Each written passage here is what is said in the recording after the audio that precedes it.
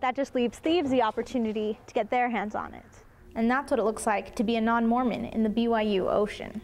Together, they make the fourth species, but also maneuvers him around the stage. Learning a couple simple phrases might help you talk to a new friend. Nastasia, the Utah Lake Commission held a public hearing in Provo on the proposed 7.6-mile bridge, and concerns range from funding to safety. The privately funded toll bridge would span from 800 North in Orem to Redwood Road, just north of Pelican Point in Saratoga Springs. People came from all over the valley to voice their support or concern.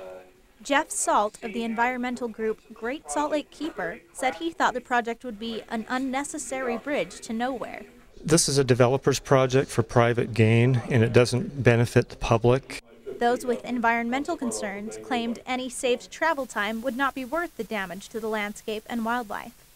But government officials say the bridge is needed to handle the expected population growth on the west side of Utah Lake. Dennis Astill of Sandy voiced his approval to the committee. I support the bridge.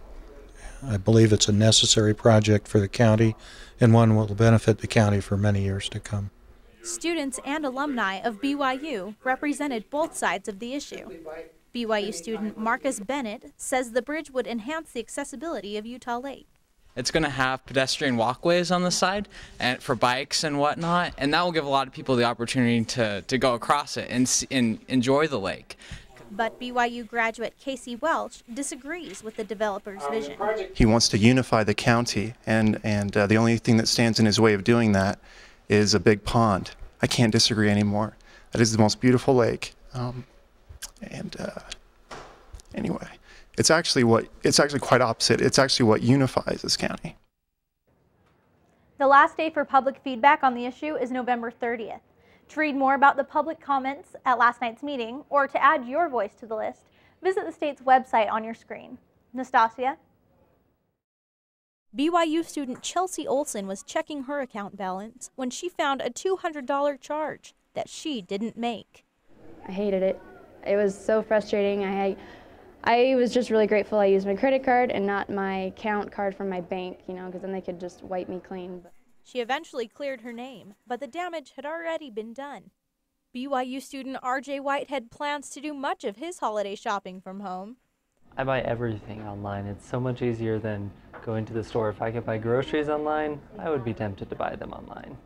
He says he checks the activity on his account all the time and checks the security of any site he buys from. Authorities also recommend you check your credit score annually to make sure no one opens any accounts or takes loans out under your name. So how do thieves get this information? It's never a good idea to leave bank statements or credit information sitting in your mailbox.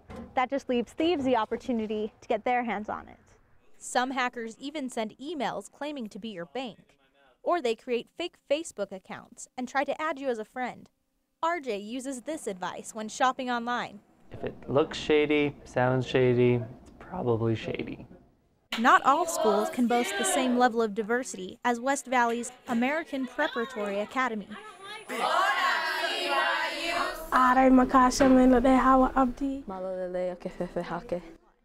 Here at the School for New Americans, choir teacher Juan Pereira brings kids of all backgrounds together through music. And then music is its own language as well, and slowly I've been trying to teach them that language too. Refugees, immigrants, and native Utahns alike learn at this public charter school with hopes for a better education and brighter future. American Preparatory Academy also has a campus in Draper. This new West Valley location has more than 500 students, but demand is still high, with more than 3,000 names still on the waiting list. Director Carolyn Charette says parents want their children to be here because of the school's individual attention to students and consistently high test scores.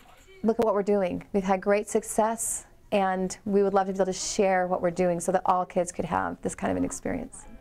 Despite their cultural differences, Pereira says his students unify in song. To know that they come to choir, and it is a release, and it's a time when they can let out emotion and share emotion and make music. Jennifer Bybee, Daily News, West Valley City. Meet some of the contenders. That's just a little sneak preview. I got a few solos I've been cooking up that'll be pretty mind-altering. We're going to take the place by storm. Pretty much. These are just a few of the bands you can watch in the Wilk tonight at 8. After the audience votes, the lucky winners get $500 and access to a recording studio. They'll do their best to win your support. After all, the winner might just be the next big thing. And vote for us at the BYU Battle. We are the Young Hurricanes! What be a pirate's favorite band? BHR! Jennifer Bybee, Daily News, Provo.